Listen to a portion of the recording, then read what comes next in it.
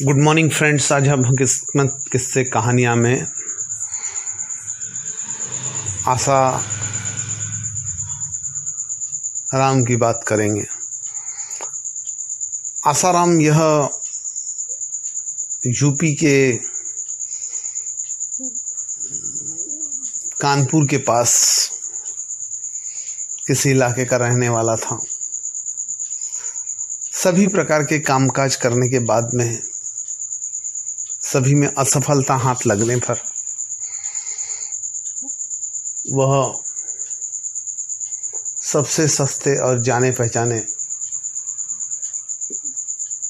जो बिजनेस है वह है आध्यात्म का बिजनेस। उसमें उसने अपनी किस्मत आजमानी चाहिए और सफलता उसके हाथ लगी। कई लोगों को शुरुआत में उसने प्रभावित कर बहुत पैसे जमा करने की कोशिश की और अच्छे खासे पैसे भी जमा हुए। फिर वह उल्टे सीधे दांव खेलने लगा, जहाँ से नहीं वहाँ से पैसे बनाने लगा और इतने पैसे बना गया कि पूछो मत। लोगों की आंखों में उसका पैसा आ गया। कामकाज बहुत अच्छा चल रहा था। कुछ पॉलिटिशियंस लोगों को उसने पैसे उधार देने शुरू कर दिए और ये उधार का लालच इतना ज़्यादा लगा कि वो पॉलिटिशियंस को आसाराम का पैसा बहुत अधिक चुभने लगा। वह आसाराम के पैसे को लूटने के लिए कोई ना कोई तरीका खोजने लगे और तरीका हाथ लग गया। शुरुआत में आसाराम को किसी केस में फंसाया गया और उस केस में फंसाने के बाद में आसाराम के परिवार के अन्य सदस्यों को भी उसमें खींचा गया और इसके बाद में ना चाहते हुए भी आसाराम को लंबे समय के लिए जेल जाना पड़ा और उन पॉलिटिशियंस लोगों ने आसाराम की सारी संपत्ति हड़प ली। पॉलिटिशियंस और कुछ मौकापरस्त लोग आसाराम के मामले में ही नहीं दूसरे मामलों में भी कई बार देखे गए हैं।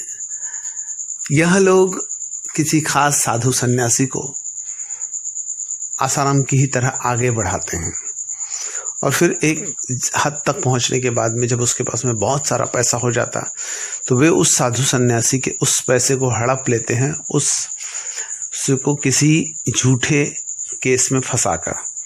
हालांकि आसाराम इतना साफ सुथरा व्यक्ति नहीं था,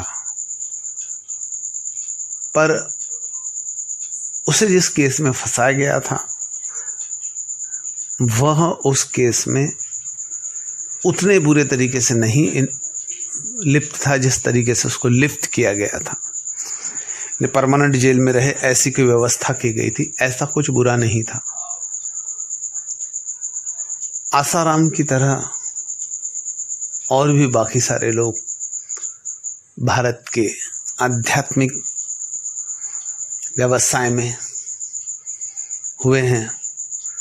उन सभी लोगों को कुछ मौकापरस्त लोगों ने शुरुआत में खुद पनपने दिया और बाद में एक हद तक जब वो पैसा जमा करते थे तो उसके बाद में उन्हीं लोगों को सलाखों के पीछे डालकर उन सभी का पैसा वो मौकापरस्त लोग हड़प लेते थे और इसी का शिकार आसाराम बना था।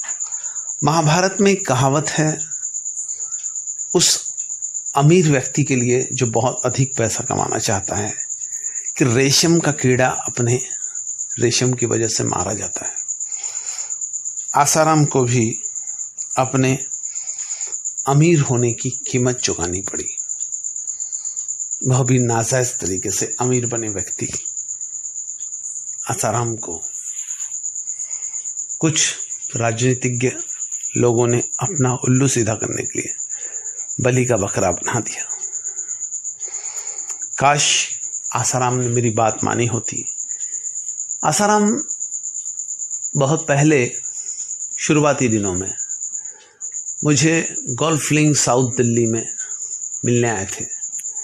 तब उनका सभी प्रकार के व्यवसाय फेल हो चुका था। कई व्यवसाय में अपनी किस्मत आजमाने के बाद में आसाराम ने एक नया आध्यात्मिक प्रवचन करने का धंधा शुरू करने की सोची और उसी चक्कर में मुझसे मिलने आए थे। गोल्फ लिंक साउथ दिल्ली में तब मैं लंगर सेवा कर रहा था और लंगर सेवा करने के बाद में मैं उनके साथ गोल्फ लिंक साउथ दिल्ली के गुरुद्वारा महान गुरु नानक साहब के बगल में जो मेरा ज्योतिष नाम का बंगला था उसमें गया और उनको कॉफ़ी की चुस्कियाँ लेते हुए यही सब बातें बताने की कोशिश की कि आप इसमें सफल बहुत रहोगे, पर लालच अधिक करने की कोशिश नहीं करना। अधिक लालच का फल आसाराम को जो मिला वह हमारे सभी के सामने में देखने में आ रहा है कि आसाराम आज जिंदगी और मौत के बीच में लटका हुआ है, सलाखों के पीछे। शायद उसके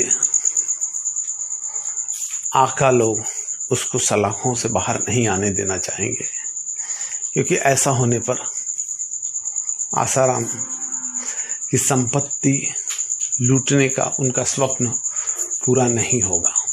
काश आसाराम ने मेरी बात मानी होती।